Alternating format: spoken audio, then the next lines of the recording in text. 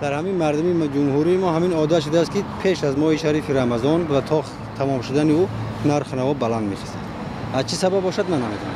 در عرفه رمضان امین فروشنده ها میدونن که ما قیمت هم کنیم خلق میخرد، برای همین نرخ به بالا میرود و امین خریداران کوشش میکنند که در عرفه رمضان چیزی که در بازار فروخته میشد با کدام نرخی آنها خرید میکنند. نمیتونم، شرایط ندارم برای خریدن. چیکار میکنید در عرفه ماه رمضان اگر نرخ‌ها همین گونه قیمت شوند؟ نمیدونم آخه چیکار کنم. میفورم که اگه چه ارزان شوه، قیمت نشوه نرخو. کودک داریم، 4 کودک داریم، چه میشوه نرخ قیمت شوه؟ اول قیمت های روغن قیمت های شرایط نداریم بخریدن. ارزان شدنشون در کار دیگه مملکت‌های دیگه میبینی ارزان میشوه. فقط ما در رمضان اومدن مثلا قیمتی. باز قیمت 4 روز موندگی رمضان و 4 روز مونده همه فکر دارن که ولی 4 روز پس رمضان میشه همه قیمتی میشه.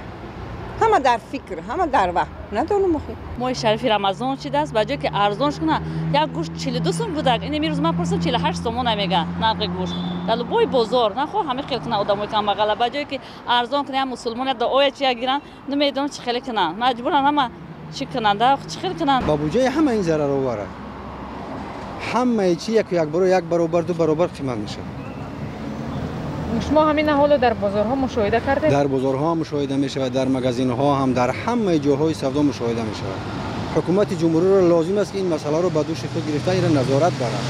خرج من با شرطی که مبلغ باشه چه خرجش نکنم برای فیات ارگانیسم خودم یا به فرزندانم. مبلغ باشد قیمتی یگان زیاد ندارد، یک عمو مبلغ باشد چه خیره همش توفیق میشه. اگر نباشد این پرابلم های کلان وزی همه از نبودن مبلغ همه بای کم بغل میترسد. همین میگلم باشد همون مبلغ. یعنی شما به هیچ تاثیر نمیرسوند؟ میرسوند. خیلی چه کنم زوری من نرسد. من چی مسئله را حل کردم میتونم همچون استقامت کننده همین شهری شما من یگان پرابلم را حل کردم نمیتونم. من فکر میکنم که ندارن مردم توانی خرید کردن نو کوشش میکنن که در عرفه رمضان به گوشت، به کارتوشکا، به پیاز، به دیگر موادهای خوراکی نمونن.